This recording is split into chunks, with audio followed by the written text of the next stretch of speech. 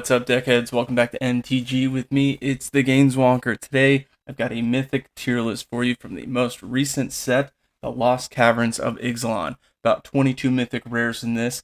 A lot of really cool ones. A lot of stuff that's changing up the way Standard's playing, which I think is really awesome. The last couple sets didn't really change up Standard, so this is really exciting.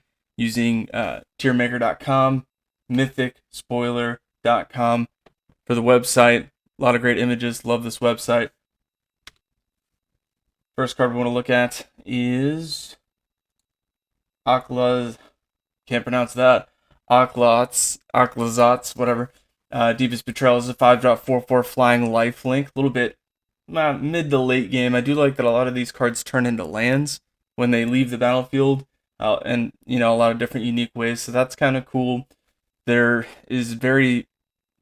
some land destruction cards that people are playing in Standard, so there will be more of a use for those.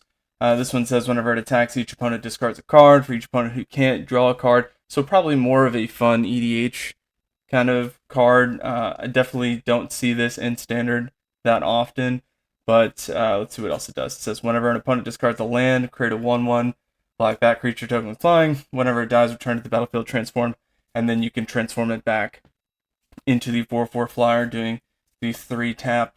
Only if a player has one or fewer cards in hand and only has a sorcery. Very limited play. This is going to be a D. I don't see people playing this at all, and I don't expect that they will. Alright, next one we've got.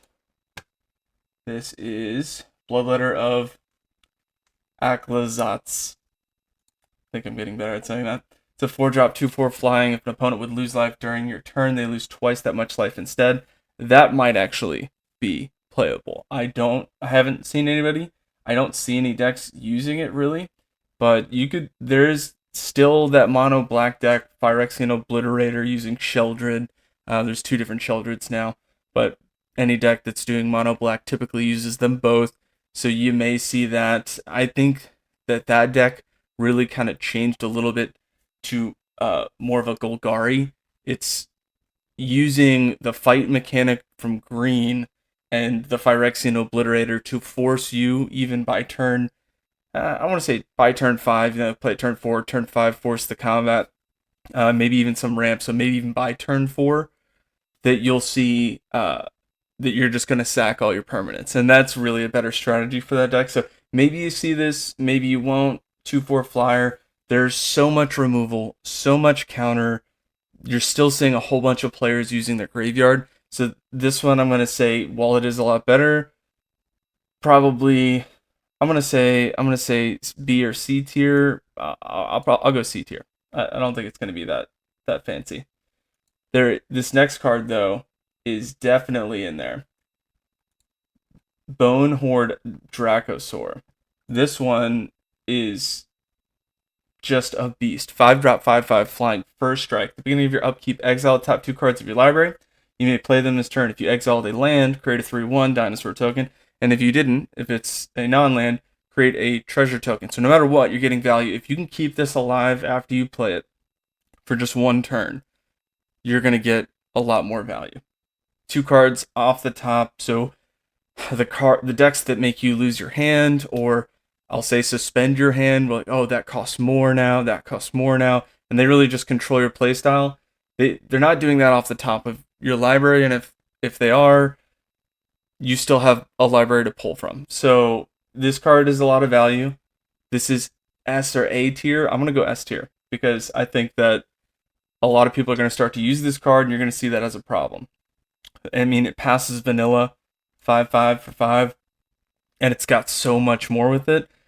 That's insane. Next card, if you've been playing Magic, is S tier.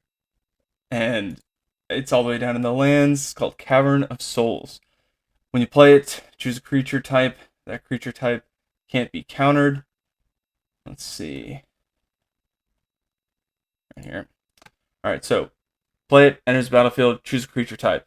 Tap, add colorless, or add 1 mana of any color. Spend it only to cast a creature spell of the chosen type, and that spell can't be countered. So you're still sticking with theme decks. So, you're running humans, great. This can help you a lot with your mana fixing, and they can't be countered. So, I mean, there is a mono blue counter deck. There's Esper Control. Counter is still a thing in Standard, so this is something that you definitely want to use if you can. And I think that a lot of people will. Great artwork. And, I mean, the set in general, if you've been looking at it on the website, it shows you the alternate artworks too. They've got so many different artworks that look really cool. Some people don't like that. I think it's great. Gives the player an option to kind of stylize their deck, which I think is really cool. Definitely S tier. Worth buying a box for the set just to try to get those. And like I said, plenty of other value in the set. So we'll keep going here. Also seeing a lot of artifacts. So I think that that's pretty cool because you'll see some planeswalkers that don't really get a lot of play, and then the next couple sets that come out kind of bring them back into the pool of playability. And so there's a good amount of equipment coming out here, which not too crazy, none of the mythic rares that we'll be talking about here, but that does kind of bring back in like the equipment decks, definitely the artifact decks. So hopefully we'll see something like that. Have yet to see that yet, but definitely a possibility. Chamilla, the Inner Sun 6-drop spells you control can't be countered. That's cool. Pretty late game though. 6-drop. I mean, you still got mono red aggro. You've got, there's a Boros thing that I've been doing that's pretty fast, and I'm seeing a lot of other fast-paced decks. With all these dinosaurs, you're seeing a Gruul kind of deck that's coming out, and it's basically, I think it's a 3/2 dinosaur for 3 that says whenever creature enters the battlefield, you may have it get that power. You may like copy that power. And there's a 3-drop 6/6 dinosaur that says if you attack but you don't have another dinosaur, tap it, put a stun counter on it. So people are using that to get a lot of damage early game. And I think it is a 3/2 trample. So that little combo right there is pretty strong. People are playing off of that. Definitely you're going to see that later, I'm sure. It says at the beginning of your end step, discover 5. Discover is really neat because it's not just permanent spells. It says exile cards off the top of your library until you exile a non-land card with mana value 5 or less. So to me, that's really cool. Kind of like a cascade thing, but I mean, this does it every turn. This is definitely A tier, maybe S tier. I want to say A tier because I don't think a lot of people are going to play it. It is legendary, so you can only have one out at a time. So I'll go A tier. But Discover is a mechanic that I think is going to be very popular, and I think that a lot of people are going to really like that. So, next one is Galta. This one, people have been making a big push with Commander with this Galta, which, I mean, it's a great card. Giant Dinosaur. This one, 8-drop 12/12 trample. Enters the battlefield, you may put any number of creature cards from your hand onto the battlefield. Love that. This, I mean, ETB, throw your hand down if it's dinosaurs. I guarantee you'll see this in Standard. Somebody's going to find a way to use this. That Gruul deck probably does use this. Like I said, my deck's pretty fast. I use Boros, and it's basically utilizing discard to play exiled cards and just kind of push through, and it's got its own thing. But I didn't give that deck enough chance to even play this card. But if they play that, that's going to be a really big problem. The downside is there's so much removal. There always is. It seems like there's always so much removal that you're going to need to find a way to protect this card. There are some give hexproof, indestructible with green, so you can protect it, but you got to find ways to get Galta out other than hard casting. Otherwise, I don't think you're really going to see it in Standard. And if you're just playing tabletop EDH for fun, I mean, yeah, throw it in there. I've got a dinosaur EDH deck that I'm building right now that is very fun. So this card's awesome. I definitely am going to throw it in there. Going to be A tier. I want to say S tier. I'm going to say S tier. Just for that ETB. That ETB is nuts. If you find a way to throw that out early and just throw your whole hand down, you're going to have a fun time. All right. Next one. Another dinosaur. pretty big dinosaur. This one is Naya, and I think that is also an 8-drop. Alright, so Gisoth Sun's Avatar. This actually is a reprint, I believe. And it is a 7/6 Vigilance Trample Haste. Whenever it deals combat damage to a player, reveal that many cards from the top of your library. Put any number of dinosaur creature cards from among them onto the battlefield, and the rest on the bottom of your library in a random order. I like this card. I have it in my EDH deck. Compare that to the Galta that we just looked at, and I think Galta is a little bit better. So this one I'm going to say A tier, just because you need it to deal combat damage. Yeah, it has haste, so it's kind of like playing it, but there's a whole bunch of stuff people can do to Galta before it could even get to you. Simple removal, that kind of stuff. Do that same thing with Gishoth, and you're not getting, or Gisoth, you're not getting the same value from just playing Galta. So this is going to be A tier, maybe B tier. It's a high CMC. I'll give it A tier for the artwork. Be nice. Alright, next one. Hotly, Poet of Unity.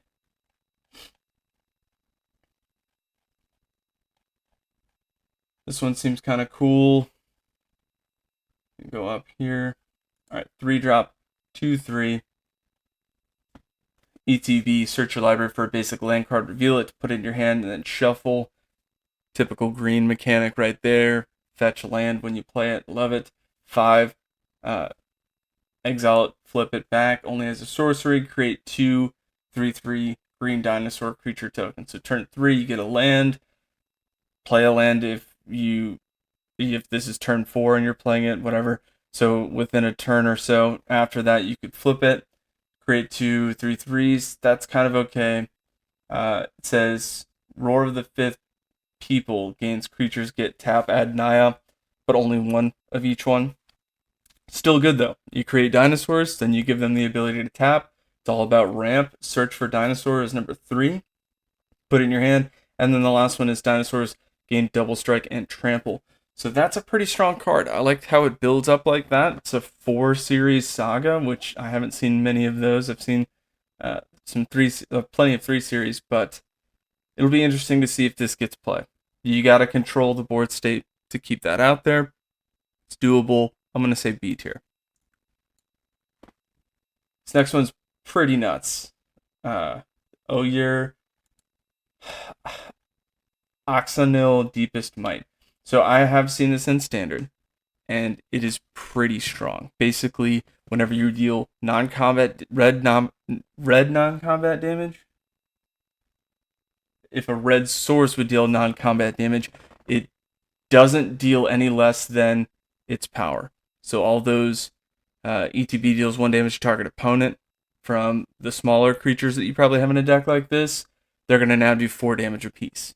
So that is actually doing a lot of damage and still keeping the CMC low. It's 4/4 trample. When it dies, flip it, and you get more mana. So, and it's only 3 tap, flip it. And then you gotta do 4 damage to do that, but still, this card is good. Mono red, absolutely gonna use this, so find a way to get around that. Plenty of removal in most colors, I'll say. So just do what you can to keep that off the board state and prepare for that, because that's a lot of damage if you can't get rid of it. This is gonna be A tier. I want to say S tier, but that specific CMC makes it a little bit tougher for what it is. Does pass vanilla. It's like a hair under S tier, I'm going to say. Alright, next one. This one is the green Oare. I don't think I'm saying that right. So Oare or Oare Kaslam, Deepest Growth. Trample 6/5 for 5, so a little bit above vanilla there. When it deals combat damage to a player, reveal that many cards up from the top of your library. You may put a creature card and or a land card from among them onto the battlefield. Put the rest on the bottom in a random order. When it dies, flip it, and 3 tap. If you have 10 or more permanents, you can flip it back over. So I don't think if you get rid of that you're going to be able to bring it back, because plenty of people are running board wipes. The simple removal is going to get rid of that, but if you can actually get that to work, that'll be good. I'm going to say C. maybe B tier. We'll go with C. Next one, Oare Deepest Epoch. This is a 4-drop, 4/3 flying. Whenever you cast an instant spell from your hand, it gains rebound. So when you play a spell, exiles as it resolves, and this is an instant. You play it again at the beginning of your next upkeep. The only thing that I don't like about that is that it's predictable. You know, rebound, you know that that's coming next turn. You can kind of prepare for it. But if you're just pushing through, I mean, blue is typical for counter, so it's not like you'll throw a counter on that stack. But I'm sure there's plenty of things that you could use. There's a Merfolk deck that's Simic that could probably use this. I'm sure there's plenty of things that could use it, but not that great. I'm going to say C tier. When it dies, flip it to a land. I really like that mechanic just because it adds some resilience to it. So when it dies, it doesn't go to the graveyard. It turns into a land, so you can still get creatures on the board state later. You just got to meet the requirements, whatever the land says. This one says remove a time counter from it. Okay, so this says it gets 3 time counters on it. You can tap, add an island, remove a time counter. So that's actually a little bit more playable. I actually might put that up to B tier, because the cost to play it again to a 4/3 flyer is not that tough, and you're still going to be playing other things to get that. You're basically working at it while building up your board state or countering your opponent. So that's actually going to be really good for blue. So yeah, I'll go B tier on that one. B for blue. There you go. Next one.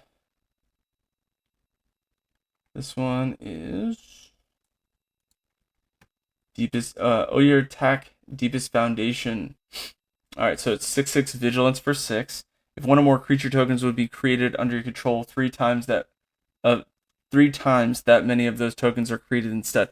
The only thing I hate about that is that it's creature tokens. If it was just tokens, that's nuts. Your treasure tokens, all that stuff, this would be way more playable, but it's not. It's only creature tokens. When it dies, return to the battlefield transformed under its owner's control. If you attack with 3 or more creatures, you can flip this over only as a sorcery. So second main phase can play it again. I think it's good, not amazing. I'll go C tier. This next card, Quintorius Khan, and you have seen this as the lore master, just amazing planeswalker. And let me see if you'll agree, but if you can play a planeswalker that protects itself to help itself do its ultimate, that's a great start for a planeswalker. If its CMC isn't that bad and what it's doing matches up plenty of other deck types, then you'll probably see it in standard. So, all right. 5-drop, 4 loyalty counters. It's got a basic ability, I'll call it. Whenever you cast a spell from exile, Quintorius Khan deals 2 damage to each opponent, and you gain 2 life. Okay, that's awesome. I use this in standard because I'm using Facebreaker. I'm using there's a 2-drop, I forget what it's called. Suns, I can't remember. But there's a 2-drop, 1 mountain, 1 colorless that says whenever you attack, you may discard a card. If you do, exile the top card off your library. You can cast it until the end of your next end step. I also use the Guardian of New Benalia. Discard a card, or tap it, discard a card, gets indestructible. So I'm like discarding cards. I'm getting creatures out that I can make indestructible very easily, that also allow me to play stuff later with Sarah Paragon, playing stuff from exile, or playing stuff from the graveyard. But all of that plays into themselves, and this just really helps it. So if you play this 5-drop, you can create a 3/2 red and white spirit creature token if you don't have a board state. Great, that'll help you protect Quintorius Khan. -3, this one I typically do more often than not when I play it. Discover 4. So I'm going to look 4 down in my library, and I'm going to play something that's 4 or less. But you exile it, and then you play it. So just by doing that, I'm doing 2 damage to them. I gain 2 life, I throw something down on the board. Most of my deck is creatures, so that also is a way to help protect it. And then the ultimate is pretty nuts. It says, exile any number of target cards from your graveyard. Add a mountain for each card exiled this way. You may play those cards this turn. Awesome. They don't get exiled afterwards. If I play them, they go back to the graveyard. And it's just like the instances and sorceries. And if I play them and they're just permanent cards, then when they die, they go back into the graveyard. And I can play them again with Sarah Paragon, assuming they meet the CMC requirements. It's just crazy. This is nuts. Definitely take a look at this card if you have not seen this yet, and consider putting that in your deck. 100% S tier. And I'm going to say that's the best card in the set. Hands down. Easy. This next one is a reprint. Resplendent Angel. I think I said that right. Kind of cool. One of the parts of the one of the abilities of the card says if you gain 5 or more life each turn, create a 4/4 white angel creature token with flying and vigilance.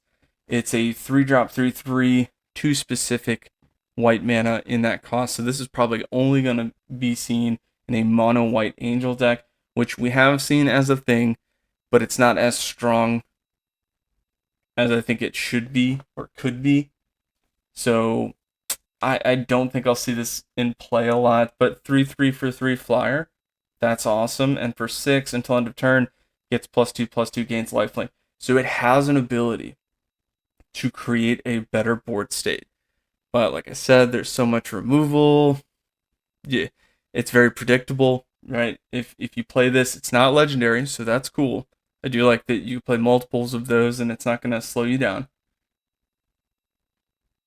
I just don't think it's strong enough. That CMC is too specific, and you tap 6 mana to get that ability, and then somebody removes it. That's your whole turn, basically. So I don't like that aspect to it, but still a good card nonetheless. I'm going to say A tier because I think it has potential. You just got to be strictly mono white, I think, to get that to work.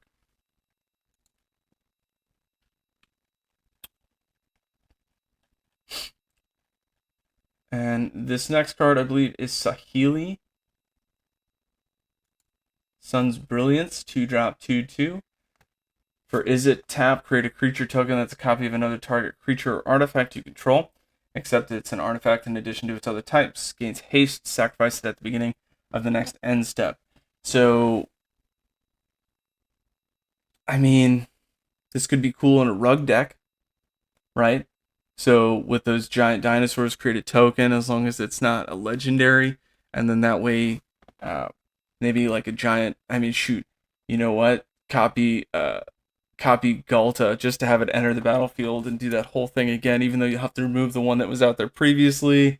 I mean, shoot, you could play it just to remove it because you got to pick one with the legendary rule, and just get rid of the token, but just keep drawing those cards, or I'm sorry, not drawing those cards. There's a different dinosaur that does that, but keep putting down those dinosaurs from your hand. Could do something like that. I haven't seen that in standard. Usually if you see that anything close to that, they just turn it into a Simic deck, like the Simic Toxic. I don't think you'll see a Simic dinosaurs. You'll probably just see Gruul dinosaurs. But this is cool. Probably something you could do with that for sure. I'm going to say it's very specific. B or C. I'll go B tier. I think it looks cool. All right, next one. Sovereign Alkanek Ahu. This is a 4-drop 3/4 ward 2.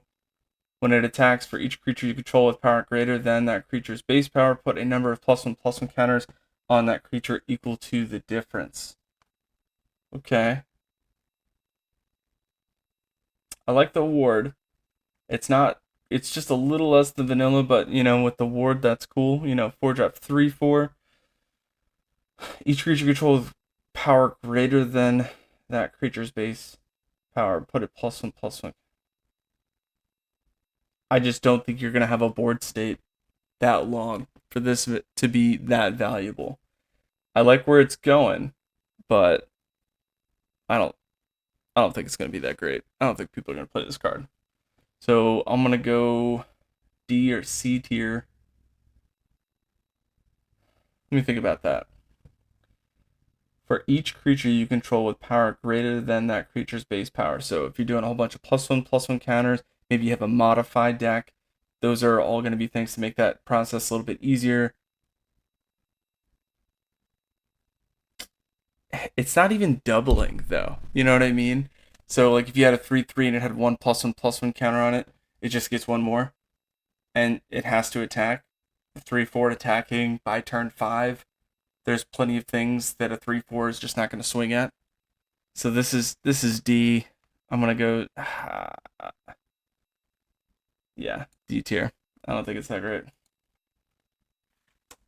Alright, next one. The Ancient One, 2-drop, Dimir 8/8. It's Descend 8.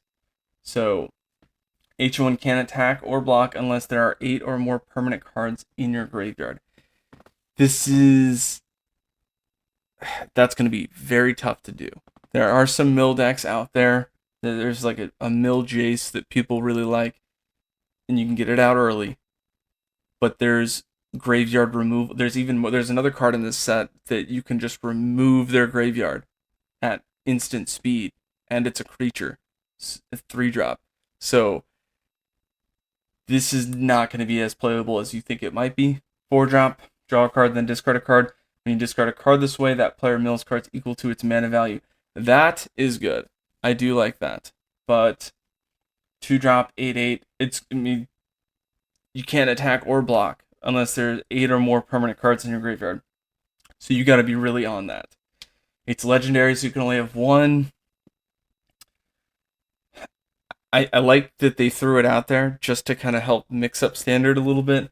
But with all the graveyard removal there is because of, in general, standard for the last, I want to say 4 sets has been all about your graveyard and just cheating out creatures really easy. And it kind of stinks because that's all that people were doing. But they threw in a bunch of graveyard removal. So a lot of people have been doing that to kind of get around that and make that not a problem. So I don't see this being that great. I'm going to go D tier. But all right. Next one. This is a 1-drop, also another one that turns into a land. The Enigma Jewel, 1-drop, enters battlefield, tap, add 2 colorless, only to activate abilities. Craft with 4 or more non-lands with activated abilities for 9. So, not going to get a lot of playability, I'm sure. To craft, you need to exile this artifact, exile 4 more cards from among permanents you control, and or cards in your graveyard. So you got to either build a really big board state or have a really big graveyard.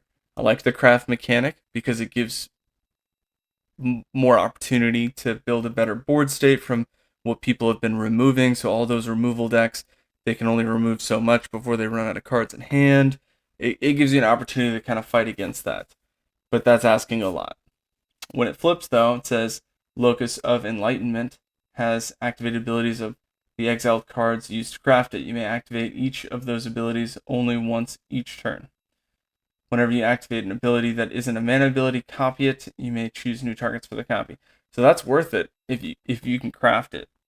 But again, I think if you're playing standard, the game is over really quickly. You're not getting to a turn 5 or 6 easily.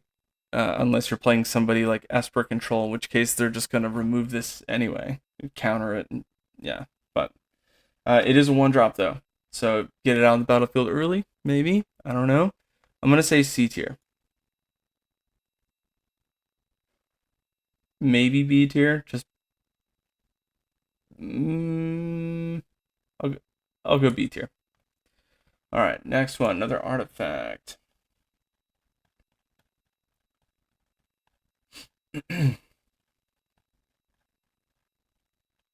Alright, this one is the Millennium Calendar. Whenever you untap 1 or more permanents during your untap step, put that many time counters on the Millennium Calendar. 2 tab double the number of counters on it when there are 1,000 or more time counters on the Millennium Calendar. Sacrifice it, and each opponent loses 1,000 life. I love seeing cards like this just because that's kind of funny. They're probably never going to get close to 1,000 life, but just being like, yeah, minus 1,000 life, people are like, what?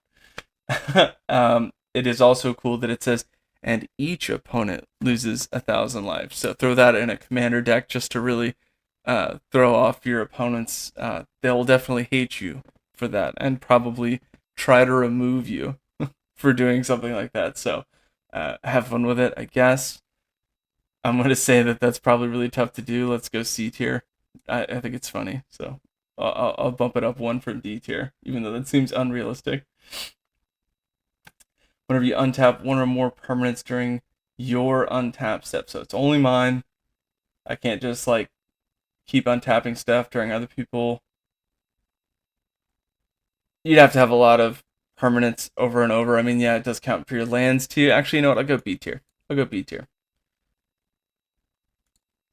Alright. Next one. This one is the Mot Tyrant 3-drop. Trample, power and toughness equal to the number of creatures you control that are fungi or saplings. At the beginning of your end step, create X 1/1 black fungus creatures. Tokens with this creature can't block, where X is the number of times you descended this turn.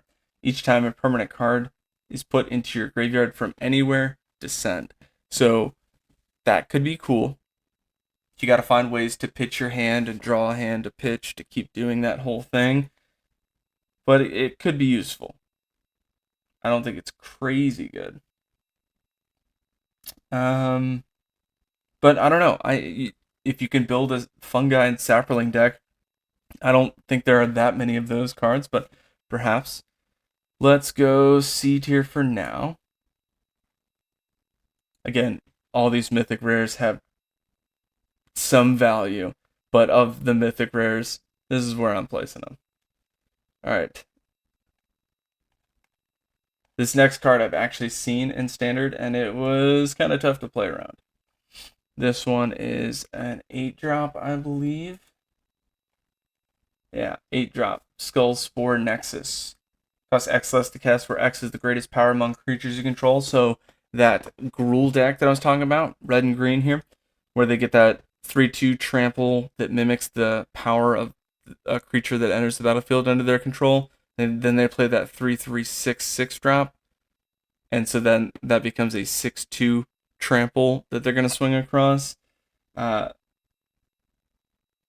Both of those help this come out early. So you will see this way earlier than turn 8. Whenever one or more non-token creatures you control die, create a green fungus. So this kind of plays into that other one. But like I said, you mainly see this in a Gruul deck, not necessarily in Golgari. Maybe you could. Dinosaur creature tokens with base power and toughness. Create a green fungus dinosaur creature token with base power and toughness equal to the total number of those creatures. And then 2-tap, double target creature's power until end of turn, which is also nuts because then the next turn, if you didn't deal with that problem or you didn't create a board state or counter it, whatever, didn't stop that from happening, now you're looking at a 12-2 or a 12-4 coming at you turn 4. Not to mention the or turn 5, not to mention the other 6/6 that they could just target whichever one you're not blocking and double that up. Or the one with trample, whatever. This is an S tier card. You're gonna see this. You're definitely gonna see this. Oh, cool. Different artwork. And we got one more here.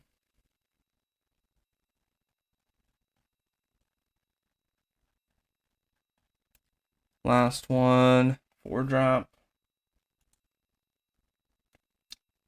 Vito, Fanatic of Ixalan. 4-drop, 4/4 flying. Whenever you sacrifice another permanent, you gain 2 life. If this is the first time this ability is resolved this turn.